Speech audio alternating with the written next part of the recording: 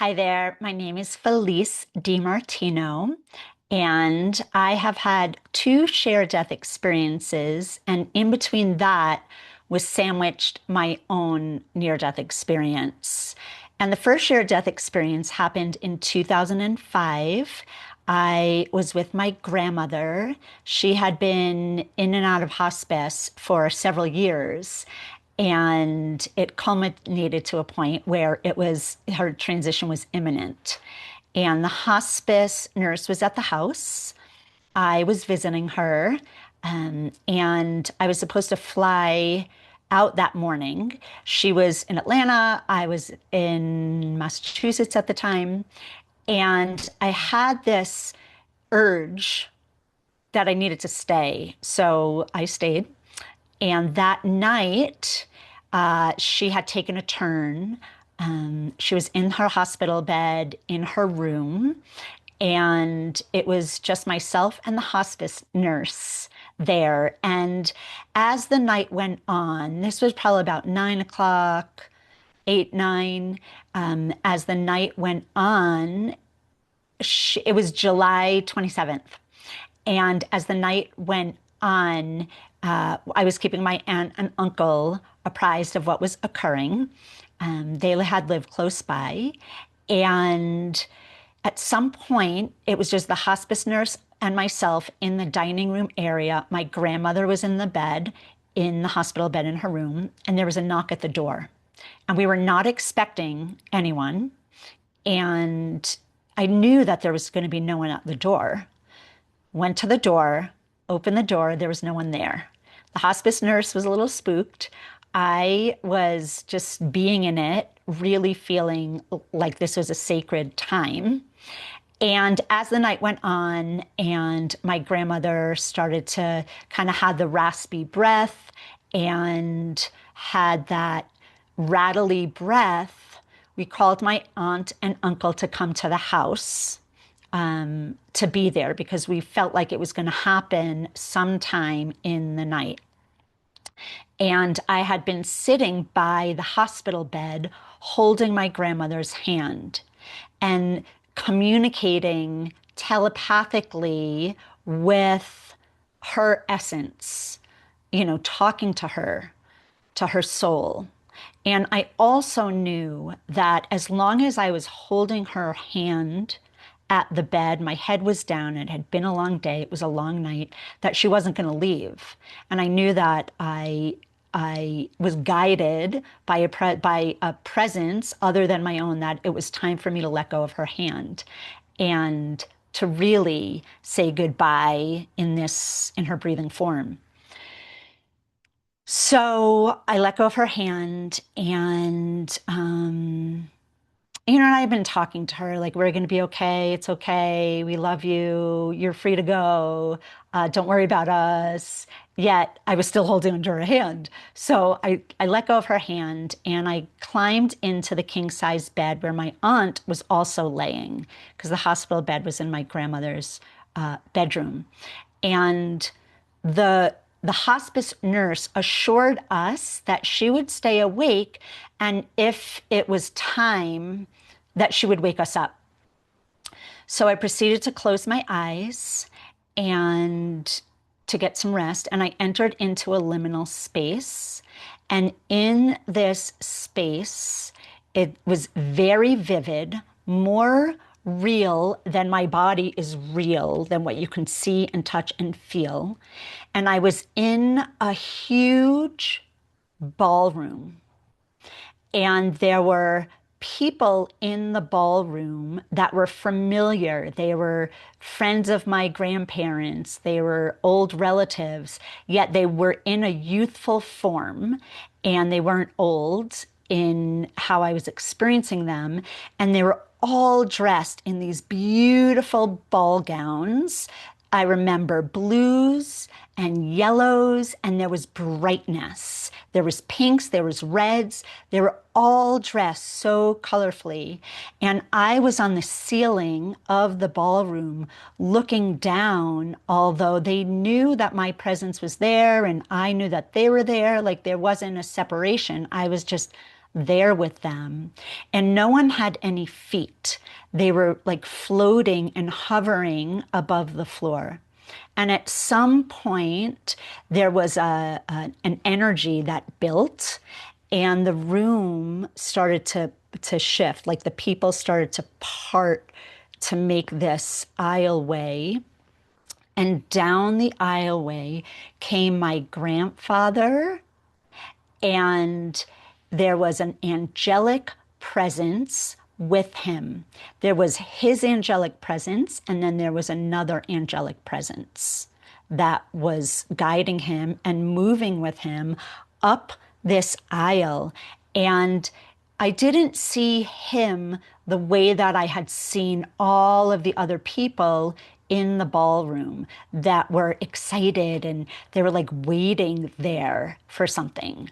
Um, and it culminated. My grandfather, I could feel his presence. I could smell him. I could see him, but not with my eyes the way that I was seeing the other people, as I just said. And as as the room parted and he started to walk up this aisle with these angelic presences, it was like he was going to a platform, like a bema or like a, I don't know what you call it in a traditional church, but he was going up to a platform. And as he reached up the platform, there was a sense of this angel, this angelic presence with my grandfather right there, reaching down. And as the reaching down occurred, I heard, "Get up now." And I shot up and I looked around the room, and the hospice nurse had fallen asleep. The room was completely still. My aunt had fallen asleep. And I looked over at my grandmother and I got up out of the bed and she was taking her final breaths. She was taking her final breath. Her eyes were wide open and there was a sense of pure clarity and pure, it was like a portal was open and she was taking her final breath. As the hand reached down and said, "Get up now."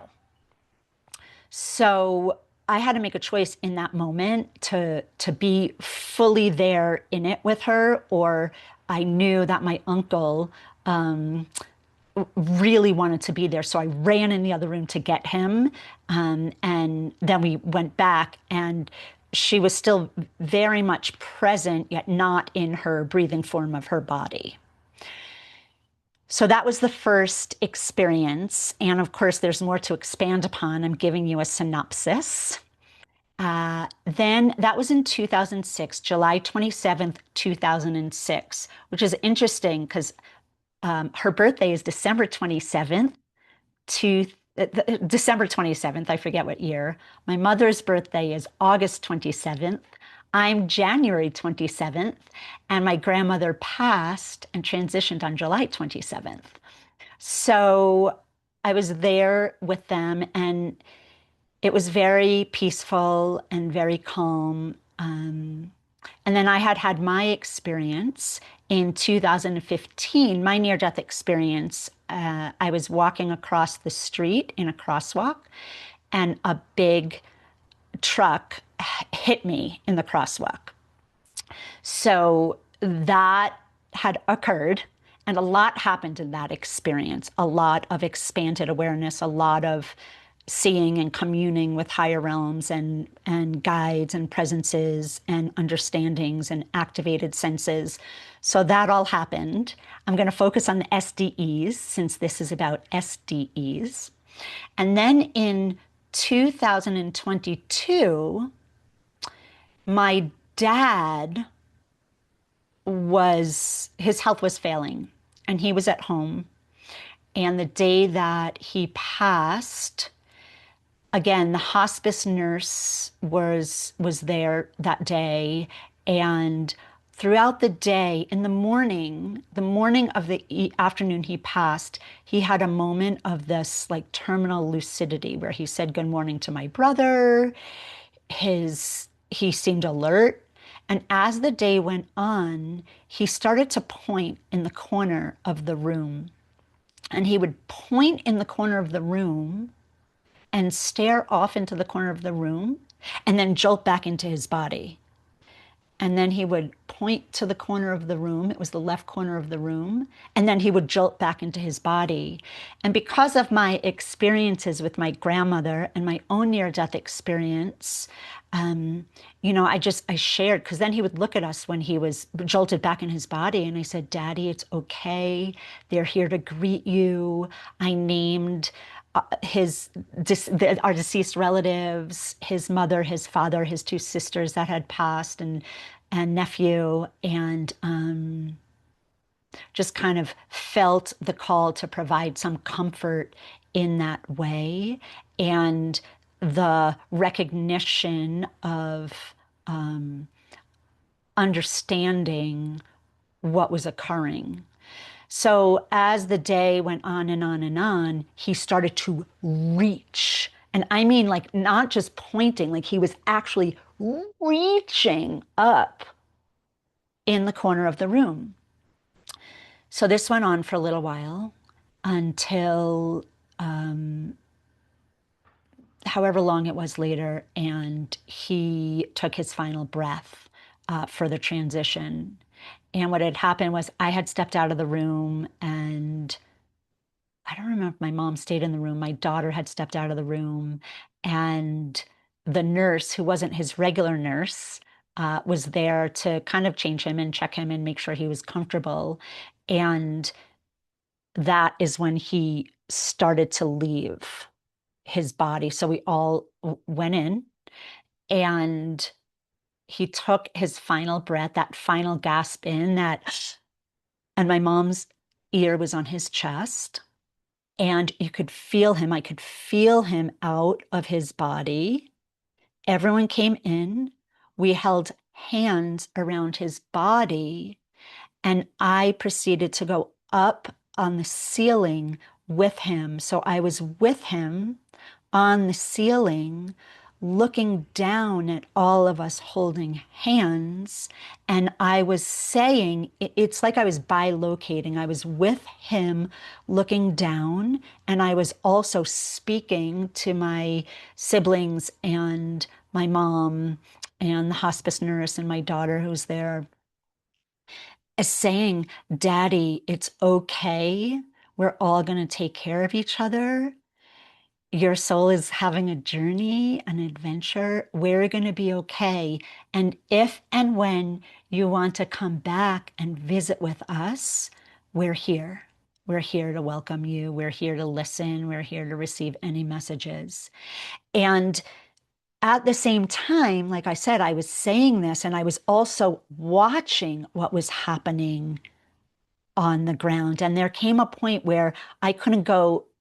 It was time for me to come back. Like he was ascending or transitioning or moving through a kind of veil that I couldn't go with him. I couldn't cross with him. I had come to like the end of the place, almost the barrier, almost, where I then couldn't go any further. And then I slowly, or not slowly, I don't remember that part, but I came back into my body and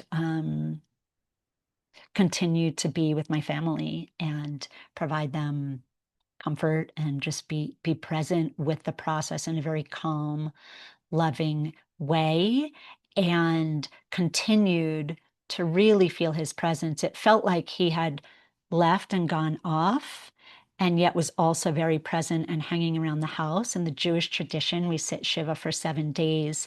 And during one of those 7 days, I felt him, I saw him, again, very viscerally. Like there are dreams that are hazy, and then there's like a visceral kind of visitation or messages that are received and communed with that are more tangible than tangible is what it feels like. And he entered the door, and he was all dressed up as if to attend his own Shiva.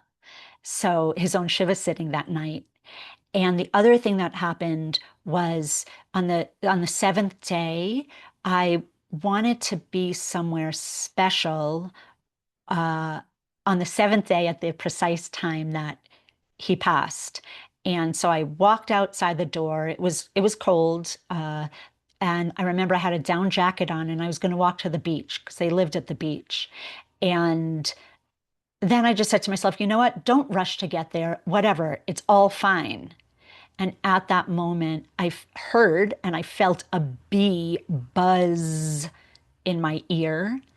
And I found that to be really interesting. It was like, it wasn't him necessarily. It felt like almost an intermediary assuring me that he was present and he could see.